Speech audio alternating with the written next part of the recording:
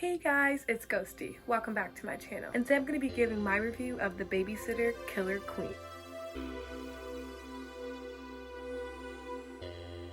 It's the Thursday, and this week the Babysitter Killer Queen was released on Netflix. I was very excited for the sequel, as I'm sure many other horror fiends were. Before I get into the movie, I do want to share a couple things. I haven't released a video in about a month. I was taking some time off to focus on some other projects and just to take a step away from recording and editing content. There's just a lot going on in my life constantly. So sometimes I have to step away from one passion to really delve into another passion. But I have missed you guys and I've missed creating content. Actually, the idea for this movie just kind of came to me. I watched this movie last night just because it was out, people were talking about it, I wanted to be a part of the conversation, and I was like, it starts with the. I should release that as my Thursday this week. So here we are. Also, while I was away, I did get this amazing opportunity to participate in an interview by my friends over at KaiFX Horror. They just launched their website, so you guys definitely gonna want to go over there, read the interview, and check out the interview that they've done with other horror people, and follow them on Instagram, follow them on Twitter. Support Black horror. Okay, let's get into the movie. I haven't watched the first Babysitter since it was released, and I remember watching it on a whim. I went in blind. It was a blast. It was a lot of fun. Samara Weaving is amazing. The humor was great. So I was really excited to check out the sequel, but I also went into this blind. I know a trailer was dropped maybe about a month ago. I'm sure that there was some buzz that Samara Weaving was confirmed for this film, but other than that, I did not know anything, so I just pushed play and was like, I'm just gonna go with this. As I was watching it, I realized I didn't really remember the original film, but luckily this film makes it so easy for you to recall the events of the last film. Not just with the opening scene that kind of rehashes everything. Literally the whole cast, aside from maybe two people, are in the first film. So this takes place 2 years after the first film, and our main character Cole is suffering from PTSD, anxiety, basically a bunch of fucked up shit from happening for that first movie. And he's really suffering because nobody believes him. I don't remember if this is explained in the first movie, but in this movie they explained that B left with all the evidence. When the cops are there, he explains the whole cult situation and nobody believes him. They just think he's crazy. They still allow him to go to school and, you know, live a normal life. It's evident that his parents are very concerned. He's like seeing a school counselor. That seems like kind of funny because the school counselor is basically like, dude, just have sex. He was struggling as being an outsider in the first movie, but he's struggling as an outsider even more because he's traumatized by what happened, by his babysitter that he like loved and cared for tried to fucking kill him. I'd be fucking traumatized too. We see his best friend Melanie, who was in the first movie. Her character is, I would say, a lot different, and we'll get into why she's a lot different. In the first film, I feel like she was just like the sweet, innocent young girl, but in this movie, she's just like, yeah. The first like 20 minutes of this movie, you're kind of confused by their relationship because she's like, you're just my best friend, but also like, hi. There's like some real like romantic and sexual tension between the two of them. It just doesn't make sense because she has a boyfriend that she clearly hates, and it's like, dude, just date your best friend. The way that this film is showing her, it was evident that they were hinting at some shit, but she does believe him in what happened that night, obviously, because in the first film she was dealing with him, but she tells him not to tell people about it, which I thought was very interesting. I guess before I get more into the plot, I will say that I like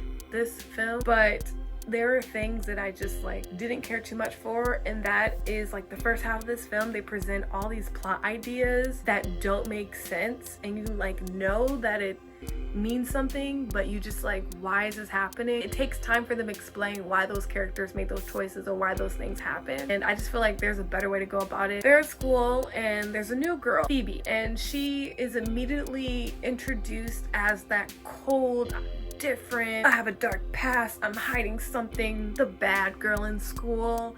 So you already know that she's gonna have like a character development where she's gonna open up, probably be the love interest of Cole, but also it's so obvious that Melanie's the love interest too, so there's like that weirdness going on. Cole finds out that his parents are trying to send him away to the psychiatric school, and he tells Melanie, and Melanie's like, fuck that, like come to the lake with me and my friends, it's gonna be so much fun, oh my god, I'm bubbly, I'm blonde. And he decides to go. Turns out Melanie's dad is like trying to be a cool dad, but he's like not even like a fun cool dad. Like he's like annoying, smokes a shit ton of weed, doesn't care about his daughter, cares about his car more than he cares about his daughter. It was kind of funny though, like he was comic relief. So they go to the lake, they get to this boathouse, and they immediately start playing 2 Minutes in Heaven, and they all are sitting in a circle. And this is where things are kind of like, okay, I feel like I've seen this before. The way they're playing 2 Minutes in Heaven is everybody flips a card. The person that matches with them, they have to go in the closet and share 2 minutes with them. And of course, like they get in the closet and he's just like, you have a boyfriend? And she's like,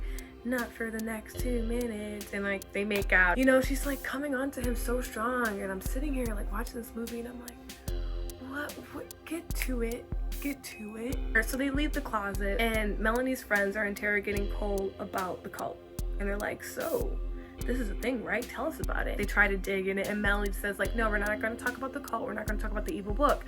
And Cole's like, how do you know about the evil book?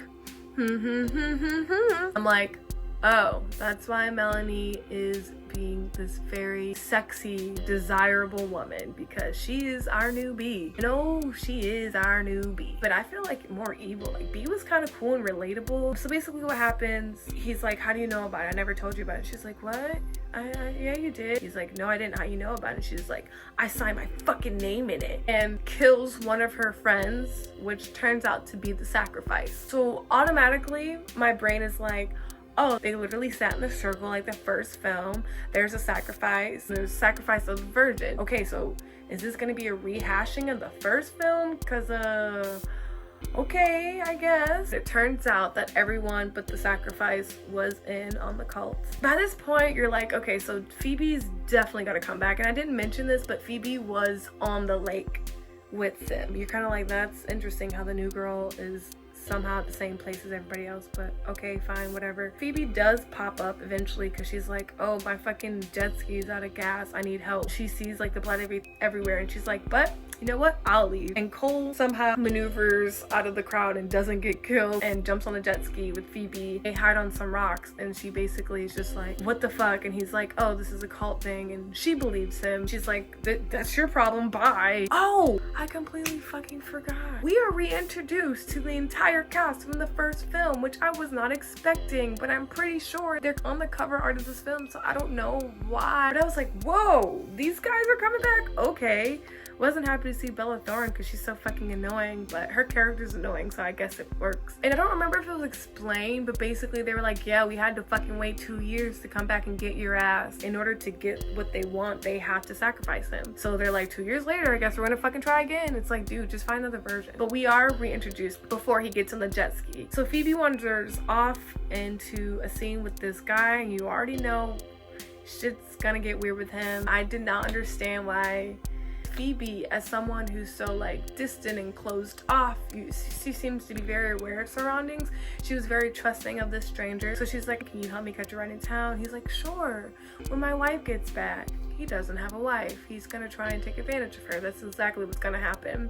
And that's exactly what he tries to do, but Cole saves the day, and Phoebe's like, oh man, I'm sorry that I left you. Sonia shows up and she tries to kill them with the flamethrower. And just like in the first movie, how he ends up killing all these people through accidents, is basically what happens in this movie. Sonia is the first to die, and if I'm not mistaken, she's the first to die in the first movie too. They died close to the order in the first movie. The rest of the crew shows up, but they're able to like sneak past them. Phoebe's like, oh, there's a cabin out here that we can go to. Bella Thorne hunts them down. She dies in the coolest way ever. She's like jammed between these two rocks. She also gets her boob shot at, which I think is funny because she got her boob stabbed or something in the first one. So they escape her, and then they take a boat to the cabin. Phoebe is still trying to track them down. Her two friends that she recruited, not from the OG cast, are basically like, I want out. I don't want to deal with this anymore. And they try to leave and they explode. And she's like, that's what happens when you try to fucking leave. And she decides in order to get Cole, she's gonna have to call his dad to lure Cole out. So Cole and Phoebe arrive to the cabin, and she's like, yeah, this is my parents' cabin. She shows them like a hideout, like an underground area. And she opens up about her past. So there were rumors saying that she killed her parents, and she does say she killed her parents, but she didn't actually kill her parents.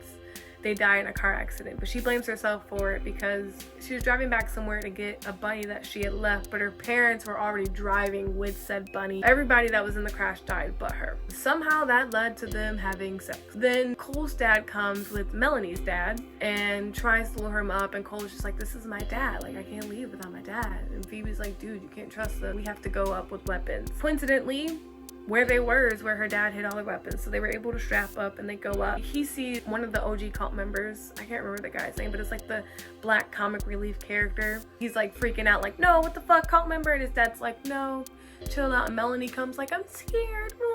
I can't remember the action that actually happens, but Cole ends up escaping. Melanie kills her dad, but his dad like catches up with them and drugs him, and Phoebe is captured, and she's kind of like in this like ritualistic area. Phoebe and Melanie are having these interactions. Melanie is just like, oh, he's gonna be here, and Phoebe's like, how do you know? She was like, a man would do anything when he's in love. Cole wakes up while his dad is like at a rest stop. He's like, I gotta go save her. Cole races there and he tries to save Phoebe, and B appears, as well as the OG cast members, which were dead but now they're back alive. That's not explained, kind of weird, but whatever. And they're about to complete the ritual. They get Cole's blood, they start drinking his blood, and then they're like, what the fuck, this shit's fucking weird. B is like, oh, you need virgin's blood. Well, Cole is not a virgin anymore as of couple hours ago, so you know what that means now. And they all die. Phoebe recognizes B. Cole is like, you know B? And she's like, she was my babysitter. B had lured Phoebe into the lake. I forgot to mention this because I forget stuff, but earlier in the film, Phoebe gets a rabbit and it's a letter that said it all ends tonight with the keys to her cabin. I knew she had to go back there. B basically set that up. B also made it so her jet ski would run out of gas. It's not very tight how B set up everything and B planned this all out. It's not tight at all, but whatever, fuck it. They wanted to make money. This is why this sequel happened. They're like, oh, B, you care about us? And B was just like, you know, Cole, when you killed me, you changed my mind. Oh, throughout the film, they show us scenes why the members of the cult decided to join the cult. It seems very sudden, but then they explain B's reasoning and it's very essential to the plot. So I guess to not make it so jarring, they just decided to show everybody's reasoning. But basically, B was in the car accident and they were like, oh, you're given a second chance or something like that. Like the devil approached her and she was like, is the little girl okay? And they were like, what would you do to protect someone or make sure somebody's okay? She was like, anything. So she signed away her soul to make sure that Phoebe was protected, but B ended up having to die anyway because she couldn't fulfill her debt. You know, honestly, this movie was just as fun as the first one. There's so many plot issues. Oh my god. But if you look past that, you have a chance to like relive all of your favorite moments from the first one, and I'm not mad. My expectations for sequels are like here. The bar is very low. I think that's why I still rated this higher than most have rated this. It's not really doing well, and it's probably because it's literally the first movie but somehow worse and with updated references. They tried to explain shit, but the explanations for this shit are just like, okay, I guess. We get to see Cole once again overcome his fears and go through that transformation, which is cool. And then on top of that, Phoebe goes through a transformation. By the way, that actress Jenna Ortega is really great, and she's gonna be in the new Scream 5. So I gave this 3 stars on Letterboxd, and it's currently sitting at 2.9 stars on Letterboxd. Thanks guys for watching this video. If you liked it, you can give it a thumbs up, and be sure to subscribe to my channel to watch all my content, and you can always hit the bell to be notified when I release a new video. You can follow me on social media. I'm on Instagram at DiscoLlama, Twitter at Ghosdee, and Letterboxd at Ghosdee. Thanks. I'll see you guys in the next video.